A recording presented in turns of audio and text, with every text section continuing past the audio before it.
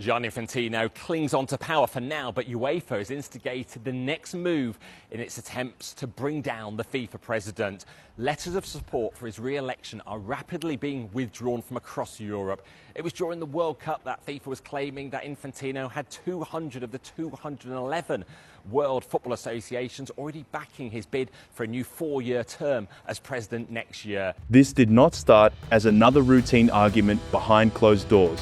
It turned into a full-scale power struggle at the very top of world football, with Gianni Infantino suddenly facing resistance from nearly every direction. But certainly I don't have confidence in Mr. Infantino after this point. Given what transpired and given the nature of what transpired. Look, I'll give you an example. Carlos Cordero is someone I've known for more than 3 decades, very high integrity individual, and he was his advisor and had expertise in all the aspects of what was proposed, and he was not consulted. This is not how you run any business, a small business, let alone something that is a global responsibility like football. And this time, the pressure was not coming from pundits chasing headlines or journalists asking uncomfortable questions. It came directly from UEFA, the governing body representing 55 European football associations and a huge share of the game's biggest stars. I saw Luis Figo come out the other day. Yeah, we did on yesterday's show. And slammed him. Where are all the other former players that are paid by FIFA? Get your head above the parapet, show some respect, and slam this man, slam this organisation, and don't put the money first. In an official statement released on Saturday, UEFA said it had lost confidence in Infantino's leadership. The wording was impossible to brush aside. UEFA stated, the current FIFA leadership has not only lost UEFA's confidence. I do not believe that he is the right man to lead football forward on the world stage. The plan that was put forward was offensive to many football people around the world. And it can't be the case that we just move on and forget that. It wasn't acceptable, and as I say, I don't believe he's the right man to lead FIFA forward. But also that of many other members of the football family. That went far beyond the usual political disagreement between football organisations. It was a public challenge to Infantino's authority, arriving only 24 hours after he was forced to abandon one of the most ambitious plans of his presidency. Now we've had support for the FIFA president Gianni Infantino from the Qatar Football Association. A statement by HE Sheikh Hamad bin Khalifa bin Ahmed Al Thani, their president, says as such. They do say, we welcome FIFA President Gianni Infantino's decision to withdraw the FIFA Forward Enterprise proposal in the interest of the global football community. While the proposal had merit, we applaud the wisdom beyond prioritising unity among member associations. The proposal lasted less than 72 hours before opposition spread across the football world and put FIFA under serious pressure. And the speed of the backlash is what makes this story even more striking. On Monday, Infantino announced FIFA Forward Enterprise, a proposed $20 billion commercial entity designed to sell minority stakes connected to World Cup rights to private investors. Whenever I see the words FIFA and integrity, I laugh my cotton socks off, because the integrity of this organisation has gone down the toilet and went down the toilet a long time ago. Almost immediately, major organisations started pushing back. UEFA reportedly voted 55-0 to boycott the next World Cup if the plan moved forward. CONCACAF opposed it. The Asian Football Confederation opposed it. European leagues described the proposal as reckless, while FIFPro, the players' union, warned that it could turn football into an investable asset for private capital. Then, another major signal arrived from the United States. The plan to sell off the World Cup to investors really just cements the feeling that he's not leading the organisation in the right direction and therefore not taking the game on the right path. So it's a feeling I've had for a while, but it's clearly not a sustainable situation. When UEFA and CONCACAF can't have confidence, that is a large chunk of world football. A former US soccer president resigned in protest, adding another layer to a dispute that was already getting messy. In just a matter of days, what was presented as an ambitious new commercial project had become a serious political headache for FIFA, exposing just how quickly powerful football institutions were prepared to push back against Infantino. Then the pressure moved beyond football's boardrooms and straight into public view. Andy Burnham, the mayor of Greater Manchester, posted a public statement declaring, "The World Cup is not a product." Do you think Infantino should resign? Yes. Yes. You think his position's not because of this deal. I think the PR around it. I think his position is to bring as much revenue into FIFA as possible. It was a short line, but it landed right in the middle of a growing fight over who football is actually being run for. By Friday night, the whole proposal was basically dead.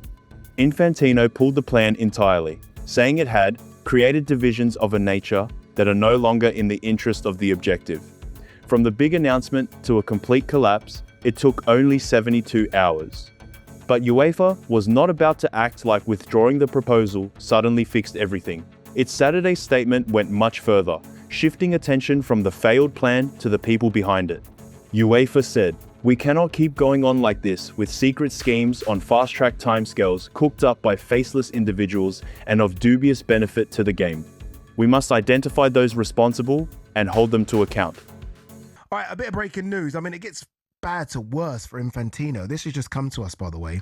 At the Times, Martin Ziegler has done it again. He's reporting that Infantino has offered Morocco the 2030 World Cup final in return for their support. It's just unbelievable.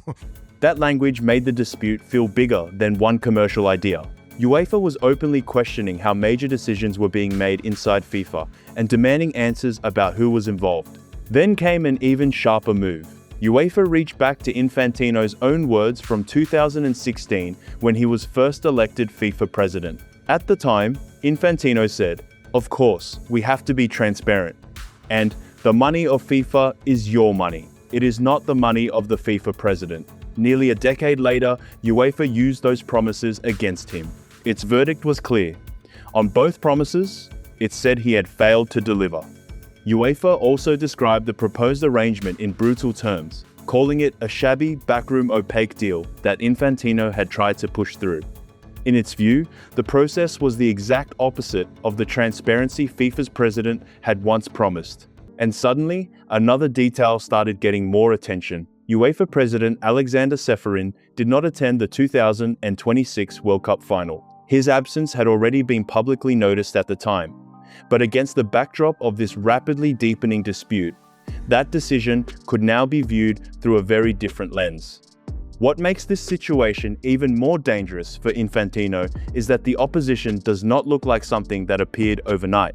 There are signs that a case against his leadership has been building for some time, waiting for the right moment to break into the open. The collapse of the FFV proposal may have provided exactly that opening. What was once mostly tension behind closed doors is now turning into a very public battle over who should control FIFA and where world football goes next. And the timing could hardly be more serious. The FIFA presidential election is scheduled for March 18th, while November 18th is the deadline for candidates to officially declare themselves.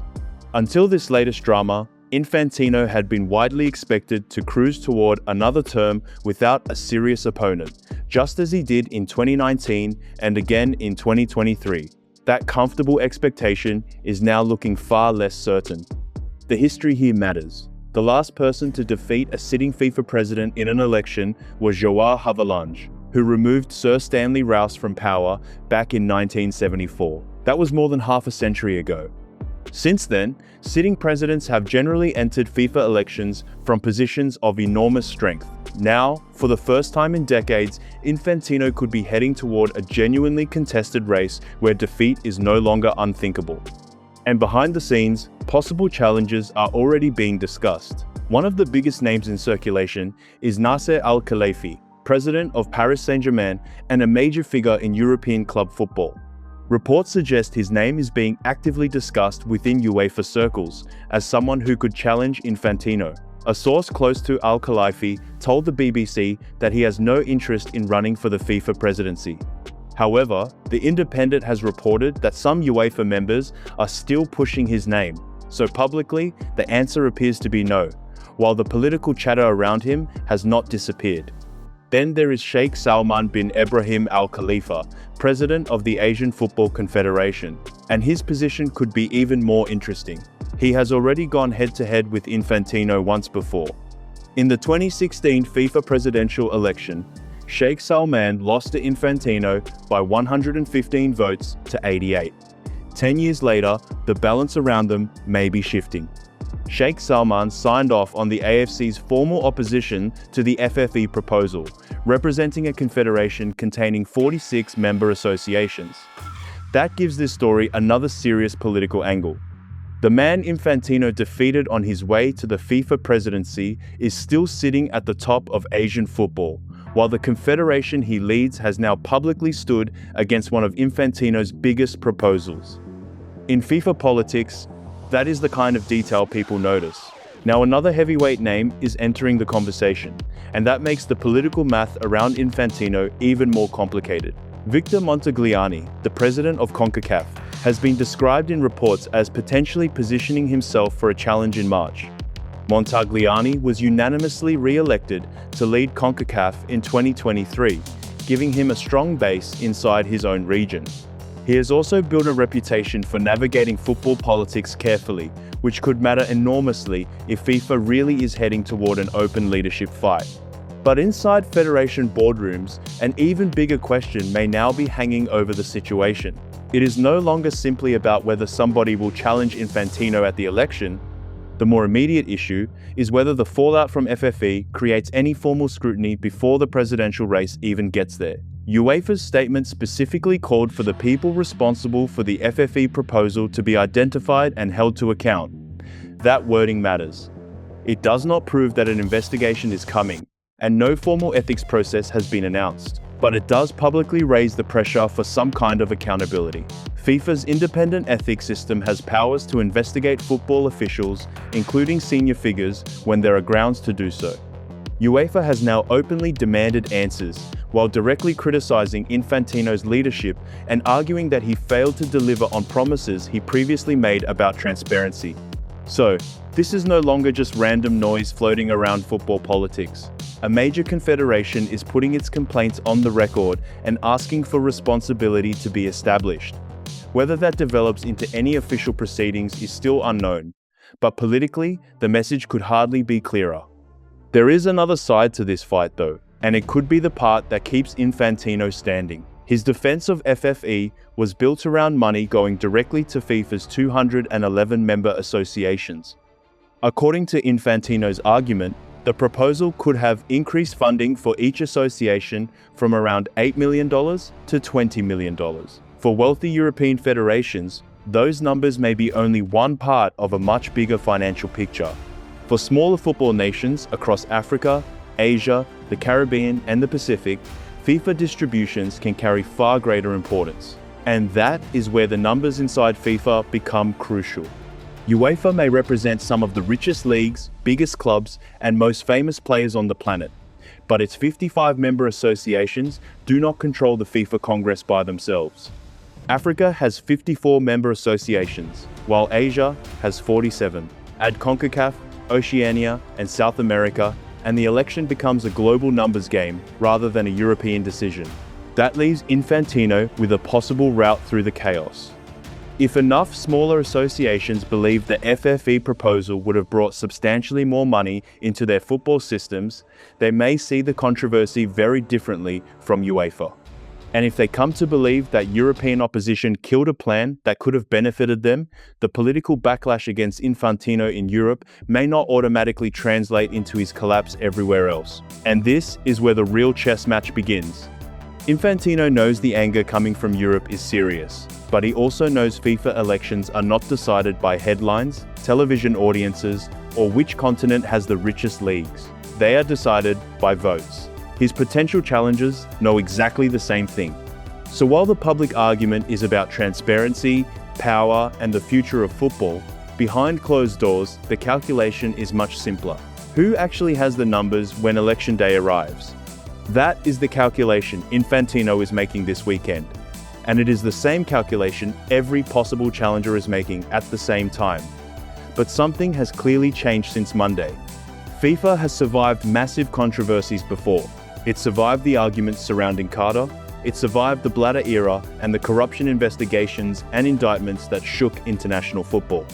Again and again, the organization kept moving because FIFA ultimately answers to 211 member associations, many of which rely heavily on FIFA funding to develop and operate football in their countries. Infantino originally came into office presenting himself as the man who would help rebuild FIFA after the Blatter era. Transparency was a major part of that message. Now, UEFA has put its criticism into official written language, arguing that Infantino has failed to deliver on the transparency he promised when he took control. And then there is that extraordinary reported 5-0 UEFA position against the FFE plan, including the threat of a World Cup boycott if it moved forward. Whether that threat could ever have become reality is another question, but politically, the message was impossible to miss. Europe was showing Infantino that its opposition was not coming from a handful of angry officials. It was presenting a united front. That brings everything back to one date, November 18th. That is the candidate declaration deadline, and it could tell us whether this rebellion becomes an actual fight for control of FIFA or remains a powerful protest against the man already sitting at the top. If a credible challenger enters the race, whether that is Sheikh Salman, Victor Montagliani, or another name that has not yet publicly emerged, Infantino could face something very different from the smooth elections he has grown used to. Then, the real campaigning starts. Every federation matters. Every regional alliance matters. Every promise of development funding matters. Europe can make noise, but Africa, Asia, CONCACAF, South America, and Oceania all have their own interests, relationships, and priorities. A challenger would need to do more than criticize Infantino. They would need to convince enough of FIFA's members that changing the president is better for them than keeping the system they already know. But if November 18th arrives and nobody credible declares, Infantino could once again move toward re-election without an opponent, even after UEFA publicly said it had lost confidence in his leadership. That would expose one of the biggest contradictions in modern football governance. The organizations generating much of the sport's global attention and commercial power can fiercely oppose a FIFA president without necessarily having enough votes to remove him. So watch that deadline closely, because between now and November 18th, every meeting, every public statement, and every possible candidate could change the shape of this battle. If you want to follow the twists without missing the details, subscribe to Matchio and turn on notifications. Like the video if you enjoyed the breakdown, and share it with someone who follows the politics behind world football, because this story is moving fast and there could be plenty more drama before the candidates are officially locked in. Matchio will be following the major developments, the possible challenges, the voting numbers, and the power moves shaping the race. Drop your take in the comments too. Does Infantino still have enough support across FIFA to survive this challenge? Or are we watching the beginning of a real change at the top of world football? Like, share, subscribe to Matchio, and stay locked in for the next one. Peace.